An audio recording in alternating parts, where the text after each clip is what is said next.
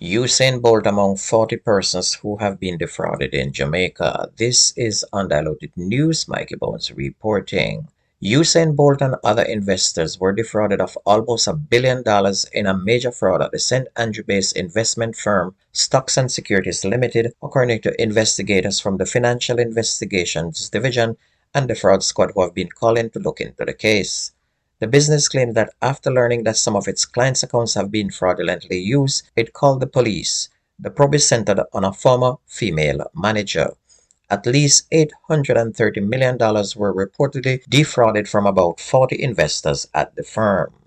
Jameer Jaman Shelton, a music producer and known associate of dancehall artist Squash, is scheduled to appear in court on February 15 for a hearing conference on 2 counts of first-degree murder in the U.S.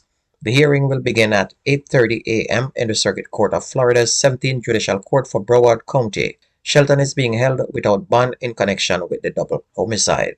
Investigators have refused to provide any additional details about the pending arrest of other suspects who may have been present during the double murder. On October 25th, Shelton was arrested and charged after forensic and video evidence allegedly placed him at the scene of a double murder. According to the arrest affidavit filed in the Circuit Court of the 17th Judicial Court for Broward County, Florida, the men he is accused of killing are Dwayne Musselman Francis and Jeff Ford Lord Murray, both well-known figures in the Lauderhill neighborhood of South Florida, and both victims were shot multiple times in the face. In a large police military operation in St. James on Thursday, close to a dozen persons were taken into custody.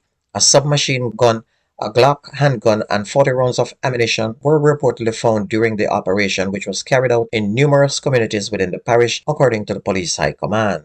Last year, St. James had the most homicides of any parish. Meanwhile, the Ray Ray market get burned down again. Fire investigators are looking into what caused Monday's late-night fire at the Ray Ray market in downtown Kingston. The vendors are frustrated by what they call the market's annual fire, which has caused them to lose money yet again. The vendors said the fires have become an annual financial burden. Tourism Minister Edmund Bartlett said that the country's tourism sector has seen an increase in visitor arrivals since the economy reopened following the COVID-19 shutdown. Mr. Bartlett stated in the House of Representatives on Tuesday afternoon that the economy has collected billions of dollars in revenue over the last year despite global market uncertainty. He stated that the winter tourist season in Jamaica has begun with a bang, with January figures showing 463% increase over last year and a 29% increase over 2019. Mr. Bartlett stated that Jamaica ended 2022 with the same record-breaking tourism earnings of $3.64 billion, and that earnings from the fiscal year should be $4.2 billion, which is $500 million more than the previous year, which was Jamaica's best. So you can see that the government is bringing in a lot of currency, but it seems that only the politicians and them friends getting rich. Vendors who previously operated on the streets of Morant Bay in St. Thomas must now operate in the designated areas or face prosecution. Herbert Williams, mayor of Morant Bay, has stated that vending on the streets of Morant Bay will be prohibited. And according to him, in order for Morant Bay to become more organized and accessible to people with disabilities, all vendors must use the Morant Bay market. While some vendors have welcomed the mayor's plan, they are concerned that the market will be unable to accommodate the additional sellers brought in from the streets. And according to police, the killing of a man on Spanish Town Road in Kingston 11 on Sunday was retaliation for a murder the day before. Adair Dussard, a 33-year-old welder, was killed by gunmen who opened fire at him, while another man was also shot and injured. Police said Dussard's murder was in retaliation for the killing of Shaquille Gallimore, who goes by the alias Jamar and Jaga. On Saturday morning, he was shot multiple times at his home. The deceased man was said to have lived just down the road from each other on Delacree Lane in Painland in St. Andrew. A man was shot on Wednesday morning in the halfway tree St. Andrew after grabbing a necklace from a passerby neck. According to reports, the man reportedly tried to flee after grabbing the man's jewelry. According to reports, the man who was armed grabbed his gun and shot the would-be thief. The cops arrived on the scene quickly and transported the injured man to the hospital. And this is saying, as soon as enough people start to carry legal guns in Jamaica, the thieves and the criminals will start to think or be wiped out one by one. Those who don't want to die will go look for a job. And as the murder continues, a 72-year-old St. Mary businessman was killed in a suspected homicide last night. Delavale Banbury, a resident of Ita Browell in St. Mary, has been identified as the deceased. And according to police, men in a silver Toyota Probox were seen shooting at a silver truck. And according to police, Banbury appeared to have upper body injuries from gunshot wounds, and he was brought to the Anota Bay Hospital where he was pronounced dead.